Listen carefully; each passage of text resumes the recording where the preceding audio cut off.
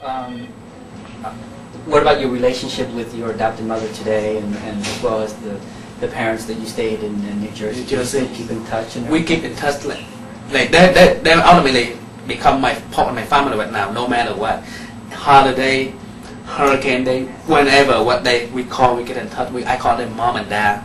Yes, the one in New Jersey. Yeah, mom and dad. did you say your adopted mother passed away in Vietnam? Oh, like I say, I came in 1986 by myself. Then 2 years later, I found a paper, bought her here, and she stayed in Jersey City, New Jersey. Last year, she got stomach cancer, and when I take her, we never lived in the same house together. She stayed with her own son. That's my brother, my younger brother. That's her son. Because when she came to the US, she can be able to bring her in with her, so that's good. So when we go to the hospital, the doctor, take an X-ray. They find out she got cancer. So the doctor told me she's not gonna make it. So I knew I have to do something special for her and her family. I'd rather she pass away in Vietnam so she can be able to see her family, her daughter, her son, or her grandkid. So I told her, I make up story. I don't want to tell her exactly what happened to her. I told her the doctor say you will sick. You have to go to Vietnam and be with your family, so you don't think about your sickness, so you can, be better. And she believed me, and I brought her back to Vietnam. I go along with her too, and I go back there like 2-3 months later. That's when she passed away in Vietnam. So you were there when she passed away? I wasn't there when she passed away. I brought her there, and I have to come back because of my job. Right. Then when she passed away, I go back for the funeral. Then when I first came back, first time go back to Vietnam, I feel chill all the way from my body, because they said, when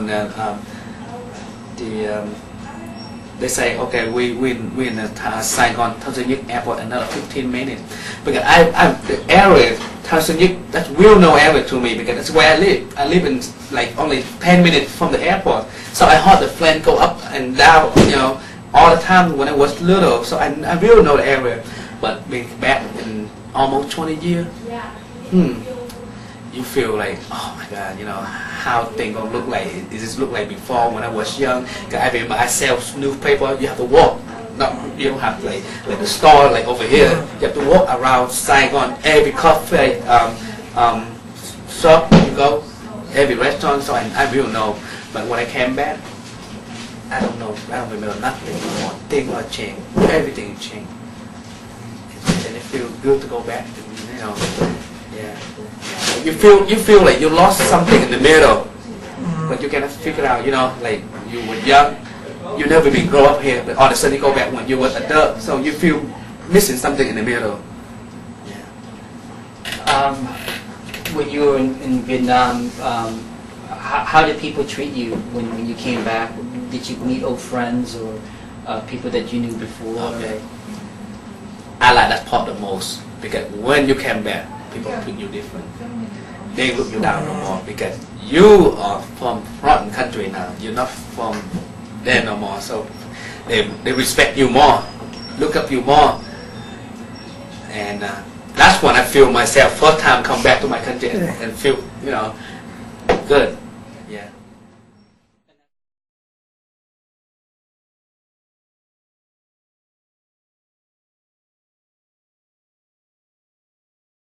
You mentioned you work with like people with torture victims.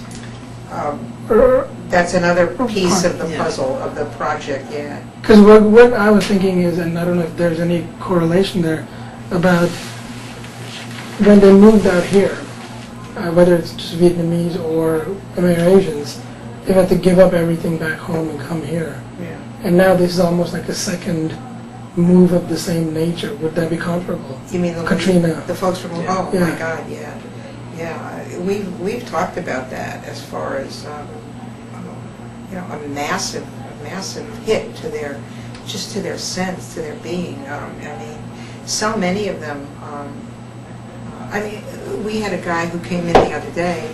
7 of them came over from Louisiana, an extended family, and each family grouping got their own food stamps and Red Cross cards and everything, except one of the wives, and she wasn't entitled to it because she's only been in the country for 3 years. And he was very angry about that because, you know, they're judging my wife, he said, on the fact that she's Vietnamese and she hasn't been over here long enough.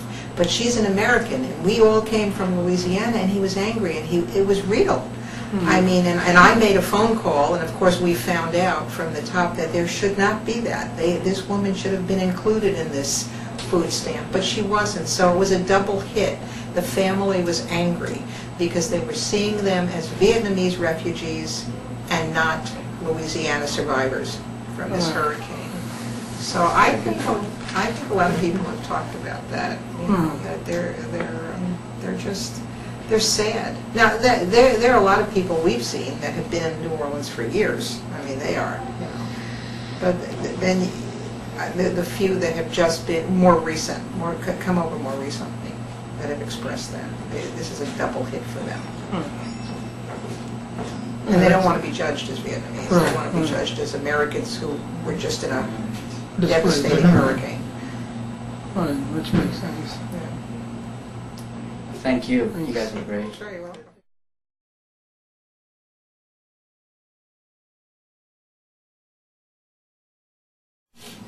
Can you tell us a little bit about your experience with Katrina when that happened? You know, kind of like how did you leave, and what your experience was like in Houston? New Orleans, because I lived there for a while already, so I live in Vietnamese community. So the Vietnamese community, there's 80% they know me already. I don't feel like, you know, left out or nothing. But when the hurricane coming on Monday, I would leave the day before. That was Sunday. We got here. I see a lot of people get online to get help, different program help. I try to get help too, but you just feel, you know, a little bit different than everybody, you know, because you, I don't see not too many like Amerasian here. So, but you still, you know, you still try to like be everybody else. But one day, I went up here, SOS office. This lady, she tapped my shoulder and said, "Are you Amerasian?" Yes, I say, "Yes, I am." And she said, "Oh, they have some kind of program for Amerasian coming here." That's when I met with Andy Creek. And that's when you say, "Oh, so Amerasian, that's not bad. People still, you know, we can get help." That's when you feel better. So in Houston now, who are you staying with? I stay with this somebody who live here. I don't know him, but he heard what happened to the Vietnamese community in New Orleans about the hurricane. So he opened his arms and left his house. Have 4 extra, you know, bedroom for stay. So my family and 3 other families staying there right now. And you've been here for since you left. Yes. How have you adjusted in Houston, or the Vietnamese Houston community in Houston? Is there any? Do you see a difference between the community here versus the community in New Orleans, the Vietnamese community? The way they treat me, or the way they treat you, or how, or is it the same? Or? It's hard to tell now because I don't live here yet. In New Orleans, I live there, so people know me more. So probably the relation maybe is different because they know you. But here, you only know them only 10 days or 2 weeks. I mean, they know me over there more than 10 years already. So it's hard to tell right now, you know.